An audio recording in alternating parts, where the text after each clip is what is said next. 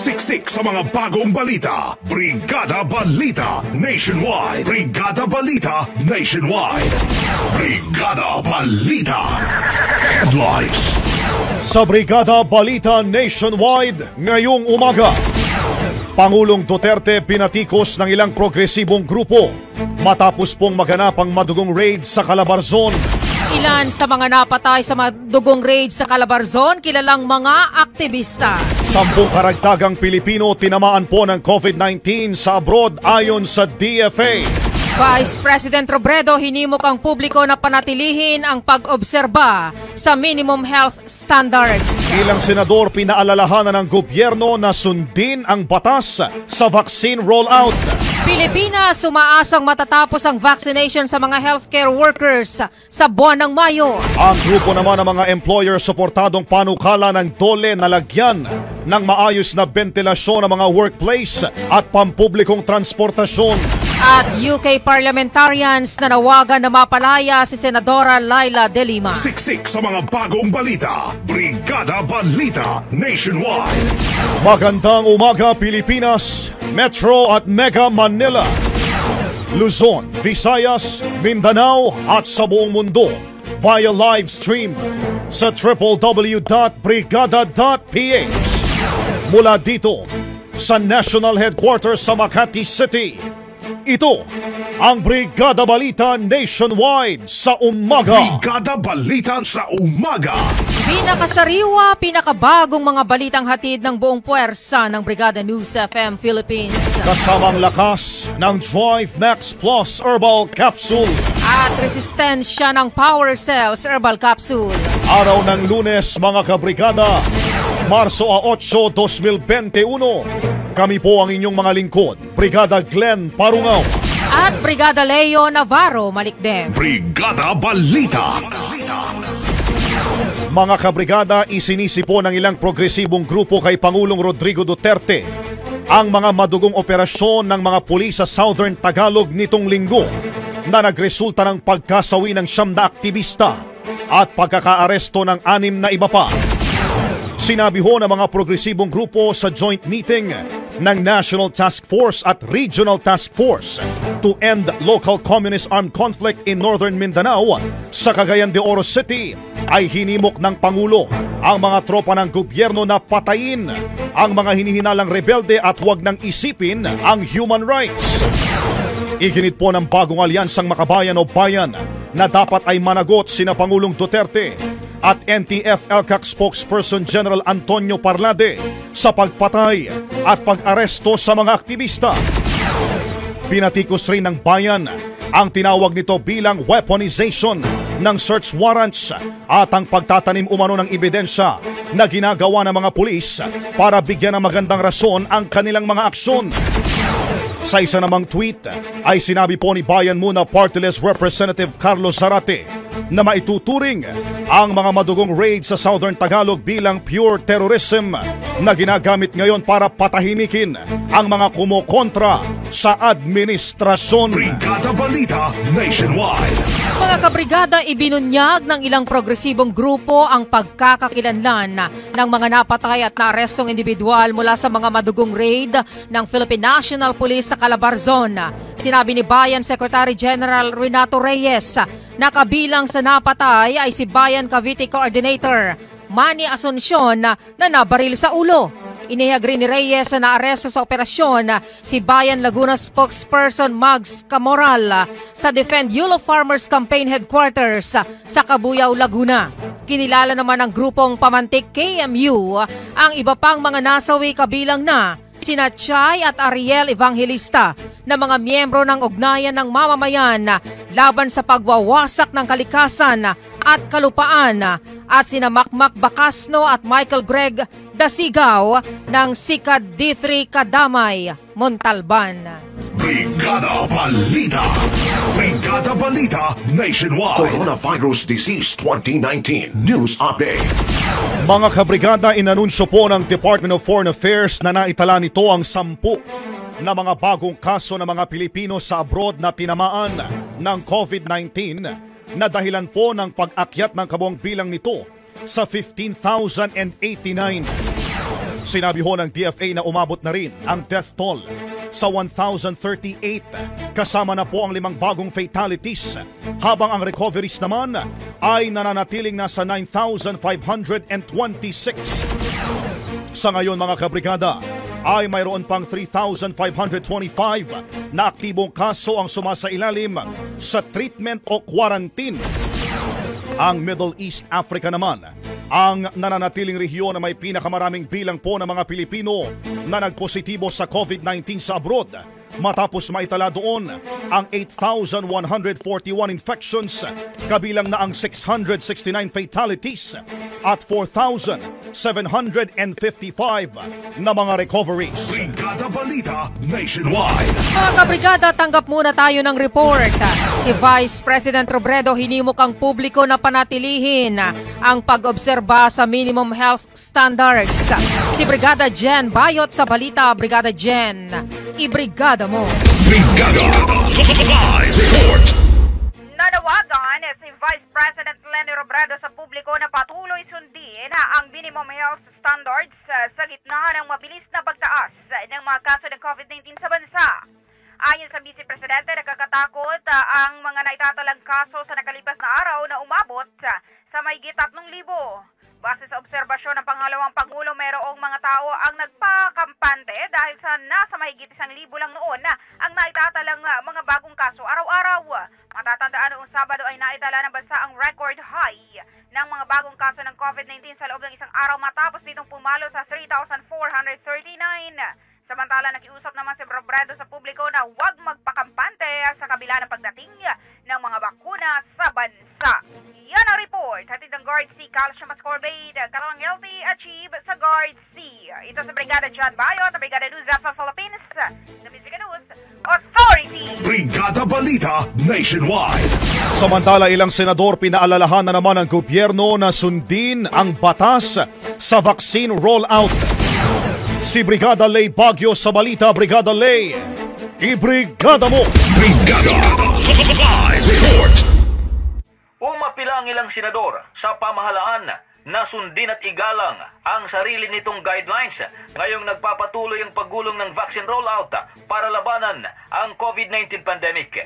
Ayon kay Senador Francis Kiko Pangilinan, nakasaad sa batas na sinertify as urgent at ipinasa ng Senado na dapat inuuna ang mga health workers sa mga bakuna dahil sila ang nasa unahan ng pagkikipaglaban sa virus. Ginawa ni Pangilinan ng pahayag matapos mapabalitang may ilang personalidad na hindi kasama sa priority list ang nabigyan ng unang batch ng COVID-19 vaccines na dapat ay nakalaan lamang sa mga medical frontliners.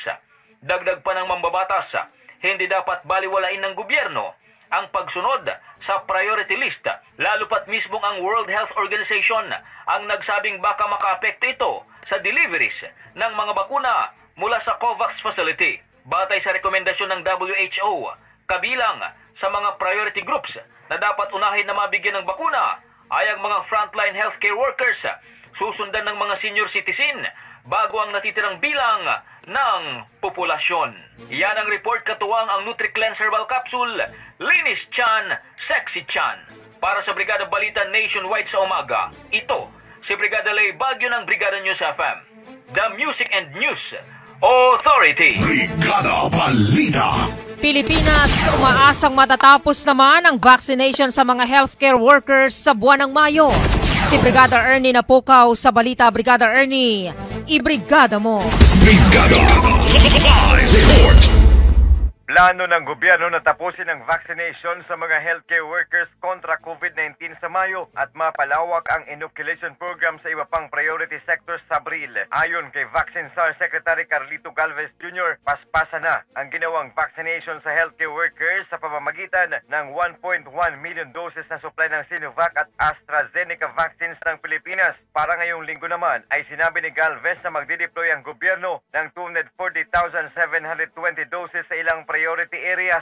Sa ngayon ay naihatid na sa iba't ibang lugar ang 54,500 AstraZeneca doses at 317,250 Sinovac doses. Noong Pebrero ay naglabas ang Malacanang ng listahan ng mga priority groups para sa vaccination program, kabilang na ang healthcare workers na pinakauna sa lahat. Sinundan nito ng senior citizens na 60 anyos pataas. mga tao na may comorbidities, frontliners sa ibang essential sectors at indigent population.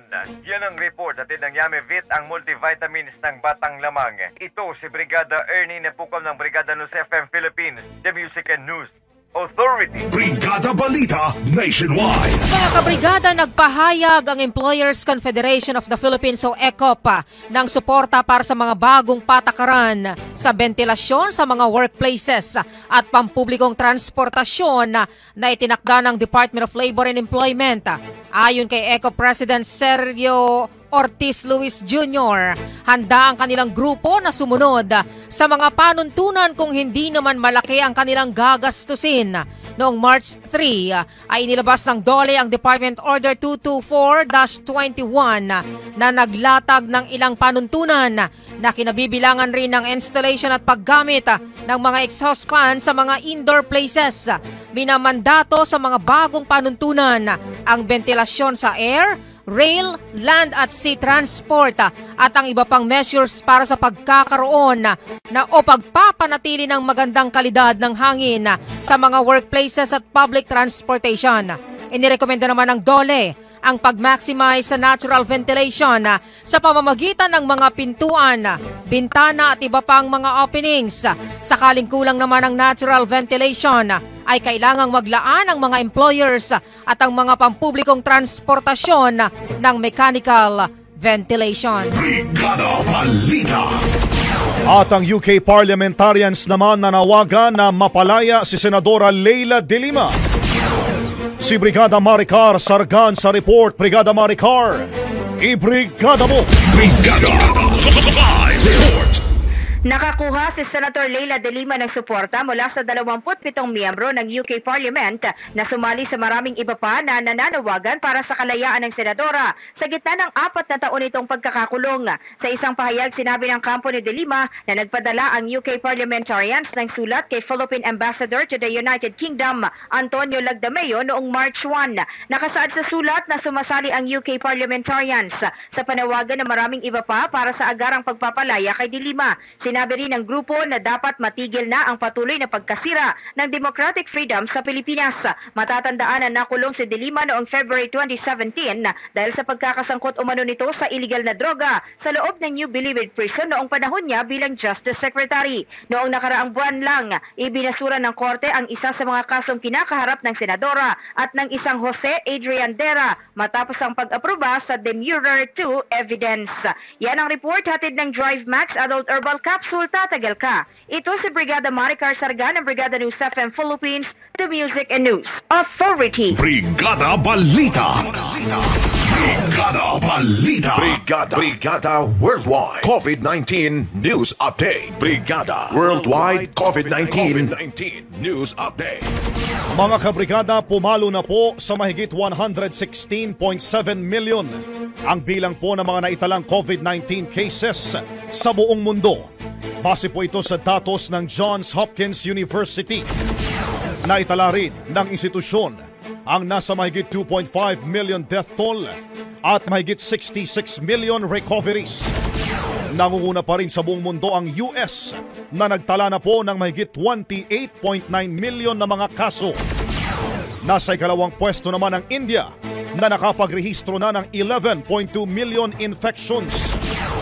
Sa Brazil naman, mga kabrigada, ay umabot na sa 10.9 million ang mga kaso na ikatlong pinakamarami sa buong mundo. Brigada Balita Nationwide. Brigada Weather Update.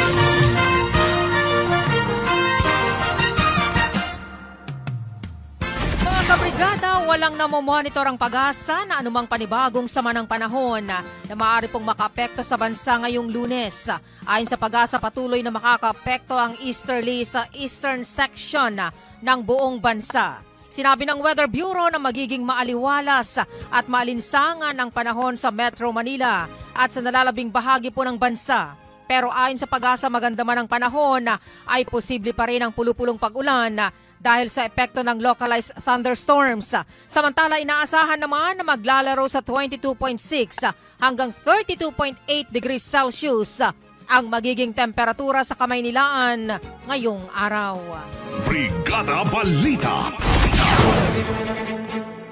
Samantala mga kabrigada, para sa ating foreign exchange rate update ngayong umaga po ng Lunes, sa palitan ng piso kontra US dollar 48.61, sa euro 57.94, British pound 67.26, Bahrain dinar 129.29, sa Australian dollar 37.41, Canadian dollar 38.42, Singaporean dollar 36.20, at sa Japanese yen sa 44 centavos. Siksik sa mga bagong balita. Brigada Balita Nationwide. Ang galaw nyo man ay mabilisan. Sa mga bagong balita, hindi ka mapag-iiwanan. Brigada Balita Nationwide. Sa umaga, Brigada Balita. At mga kabrigada sa buong bansa, inyo pong napakinggan ang Brigada Balita Nationwide sa umaga. Mga trending na balitang kinalap ng Brigada News FM Philippines, katuwang ang Drive Max Plus, Power Cells, NutriCleanse, Guard C, Fast Relax, Curamed, Panamed, Drive Max Coffee at ang Yummy Vid. Available po sa lahat ng branches ng Watson, South Star, The Generics Pharmacy, Rose Pharmacy, at Brigada Pharmacies nationwide. Para sa Brigada News FM ng Brigada Mass Media Corporation, the biggest marketing media company in the country. Kami po ang inyong mga naging lingkod, Brigada Leo Navarro Malikden. At Brigada Glenn Parungaw, maraming salamat po sa inyong pakikinig.